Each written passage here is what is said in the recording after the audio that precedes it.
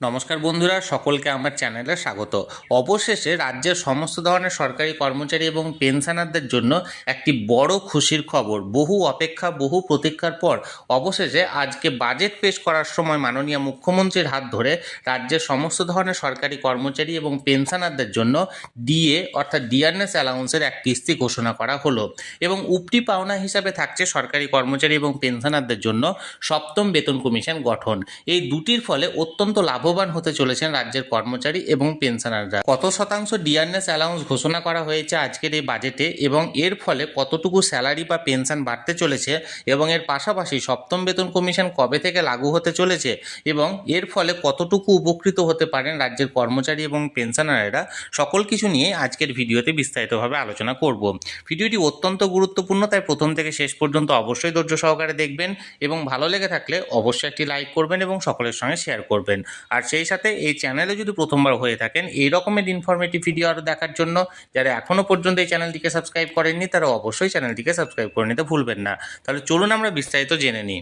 দেখুন, এখানে আমি যে বাজেটের বিবৃতি এখানে দেওয়া হয়েছে পশ্চিমবঙ্গ রাজ্য সরকারের তরফ থেকে এখানে প্রকাশ করা হয়েছে সেটি আমি আপনাদের সঙ্গে তুলে ধরছি। এখানে দেখুন, পশ্চিমবঙ্গ সরকার বাজেট বিবৃতি, শ্রীমতী চন্দ্রিমা ভট্টাচার্য, রাষ্ট্রমন্ত্রী, স্বাধীন দায়িত্বপ্রাপ্ত অর্থ দপ্তর। এখানে ডেটটা দেখুন 2026 5ই ফেব্রুয়ারি 2026, অর্থাৎ আজকে জারি করা হয়েছে।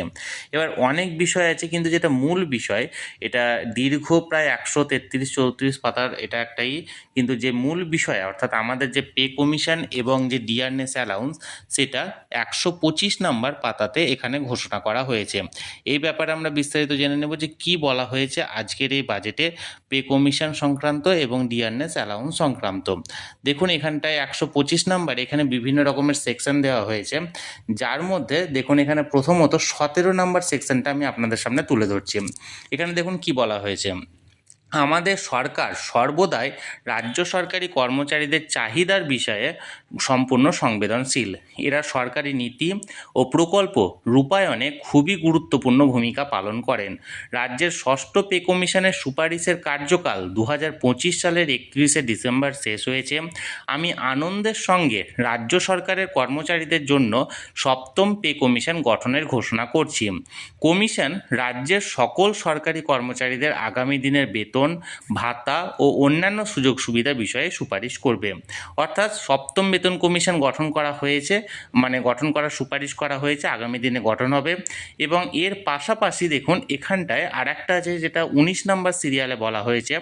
আমি আনন্দের সঙ্গে জানাচ্ছি যে রাজ্যের সরকারি, আধা সরকারি কর্মচারী, শিক্ষক ও অশিক্ষক কর্মীবৃন্দ এবং পেনশন প্রাপকদের ওপর মূল্যবৃদ্ধির চাপ কমাতে রাজ্য সরকার আগামী 1 এপ্রিল 2026 থেকে 4% হারে আরও এক কিস্তি মহার্ঘ ভাতা প্রদানের সিদ্ধান্ত নিয়েছে।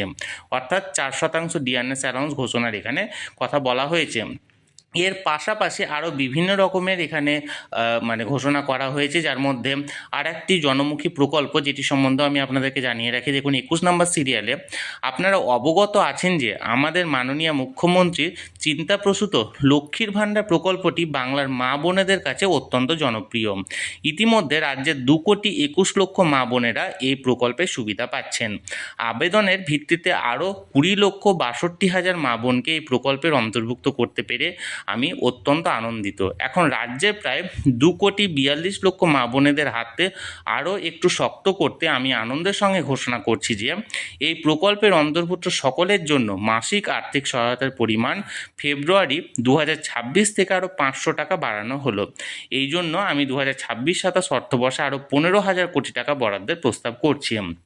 তাহলে বন্ধুরা, মেজর যে 3টি বিষয় এখানে চোখ ছিল ভোটের আগে, প্রথম যে সরকারি কর্মচারীদের জন্য ডিয়ারনেস অ্যালাউন্স ঘোষণা, যেটি 4% হারে ডিয়ারনেস অ্যালাউন্স ঘোষণা করা হয়েছে, যেটা 19 নম্বর সিরিয়ালে দেখুন বিস্তারিত দেওয়া হয়েছে।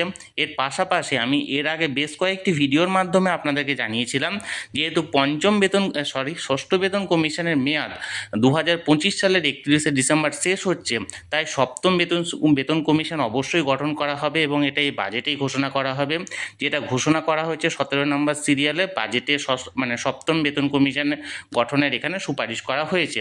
এবং এই সপ্তম বেতন কমিশনের সুপারিশ কেন্দ্রীয় সরকারের অষ্টম বেতন কমিশনের সুপারিশ অনুযায়ী কার্যকর হবে, যেটা আগামী দিনে যখন আবার কোনো আপডেট খবর আসবে তখন আমি আপনাদের সঙ্গে জানিয়ে দেব। এবং এর পাশাপাশি যে সামাজিক প্রকল্প, বিশেষ করে লক্ষ্মীর ভাণ্ডার প্রকল্পে আরও 500 টাকা করে বাড়ানো হয়েছে। তাহলে বন্ধুরা, যে খবরগুলি এখানে এসেছিল, অর্থাৎ বাজেটে যে সমস্ত মানুষের এখানে চাহিদার কথা মাথায় রেখে বাজেটটি পেশ করা হয়েছে, সেই ব্যাপারে আমি বিস্তারিত জানানোর চেষ্টা করলাম। এই নিয়ে যদি আপনাদের কোনো কিছু জানার থাকে বা প্রশ্ন থাকে অবশ্যই কমেন্ট করুন। আর এই ভিডিওটি ভালো লেগে থাকলে অবশ্যই লাইক করুন এবং সকলের সঙ্গে শেয়ার করুন। আর সেই সাথে চ্যানেলে যদি প্রথমবার হয়ে থাকেন অবশ্যই চ্যানেলটিকে সাবস্ক্রাইব করে রাখুন। ধন্যবাদ, দেখা হচ্ছে পরের ভিডিওতে।